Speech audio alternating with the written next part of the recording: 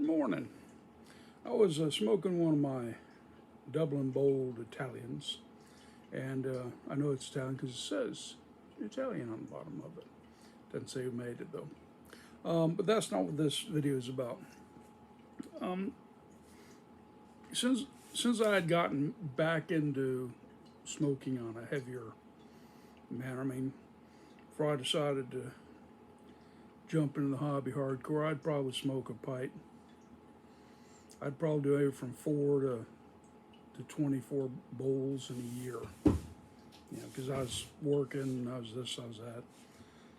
And anyways, so I got back into it pretty heavy, and yeah, I started picking up some pipes, and some of them had stingers in them. And I started hearing all kinds of stuff about stingers. I was like, they're crap, best thing you do is get rid of it.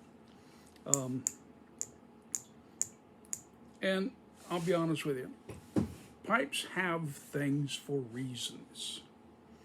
Pipes with filters, okay, I think are very similar to stingers. Not so much to be a filter per se, and by the way, like I said, I smoke this on Clean Water Center talking, but I think it's a way to cut down on tongue bite, for one thing. Another thing with stingers, one thing I had noticed is I picked up a Dr. Garborough. I'll probably mispronounce that. You know the pipe I'm talking about. And it had a stinger in it. And I started looking it up. I'm going to figure these things out. Some pipes have them, some pipes don't. What's the deal with them? Something they did back in the 50s or 60s, I thought. What's the purpose behind it? Because I like to know the purpose. And being the fact that I'm an old living historian, I know people just didn't do stuff for shits and giggles. They did it to try and solve a problem. Well, the driving force behind the stinger is the same driving force that was behind Peterson's systems and other pipes. And that was two main things. One was for wet smokers. Two was tongue bite. Now,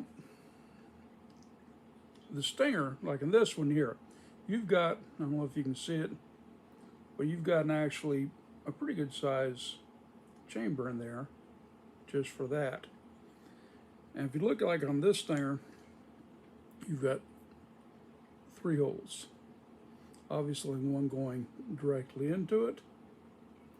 You've got one right there where it comes out. So smoke comes, as you're sucking on your pipe, smoke comes in here, comes out the top, circles around, cooling, and then is brought in through the bottom hole, that slit right there, which comes out here. Now put into the chamber that's in there, voila, you've got a cooling chamber. So that's one way to help cut back on your ability to bite your tongue. You can still you puff on a pipe hard enough, you're going to cook your tongue. That's just a foregone conclusion. But it cuts down that chance at odd. 2, if you're a wet smoker like I am, you're going to get some gurgling in here.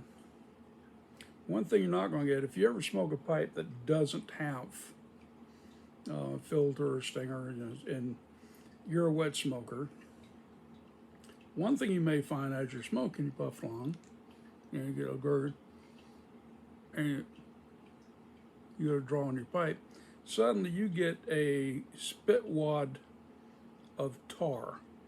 Cold, nasty ass tar. When you get down to it, that is just disgusting. That's not going to happen if you got a stinger, because that would have to, being that's traveling along in underneath it, the spit, even if it does get in here, it's going to splatter up in there, up in the top. run down. It's got to really work its way to get back onto your tongue. So stingers serve a purpose. Are they good purpose for everybody? No, not everybody needs them. But I think they deserve a bit more respect than folks give them. I really do. There are times my tongue gets a little cooked, and I will on purpose go out and grab one of my pipes with a stinger on them. There are some other pipes, by the way, that I really wish they had them, or filled or something, because, you know, like everyone, I bought pipes. Well, that looks trendy. That looks cool. These little short, fat ones, you know, with the fat shank and the fat, you know, bit and all that. And the whole thing's about this long and it's about that big around, you know. Cool looking pipes. Yeah. By the way, I love this pipe. This is a cool pipe. This is so dainty yet so wide. It's got that whale tail a bit. It's a really nice little pipe. Smokes very well too. I enjoy this pipe. Anyways, these big fat things and they're real short. I got one from Briarworks. It's a beautiful pipe. They did a great job on it. Every time I smoke it, I walk away with a smoked brisket for a tongue.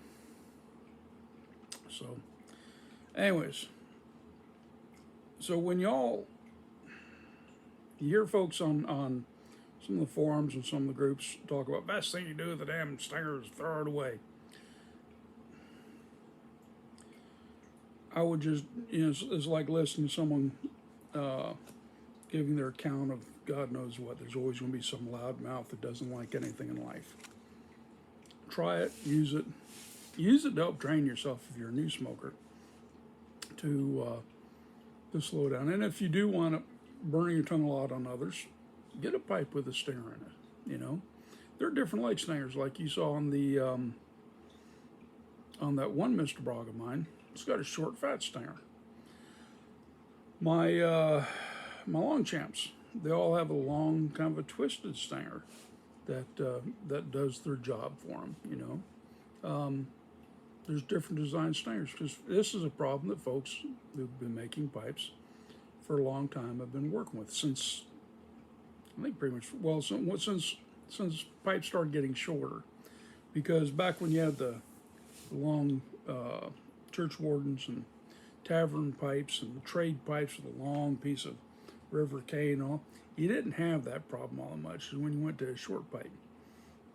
So they're trying to get the effect of smoking a longer pipe, cooling that smoke down out of a shorter pipe. How do you do that? This is one way of going about doing it. Is it perfect? No, because we don't live in a perfect world. We live in a broken, burnt tongue world. So, you all enjoy yourselves. We'll see you on the next one. And ciao from Smoking Hair Tavern. Y'all have fun. Bye-bye.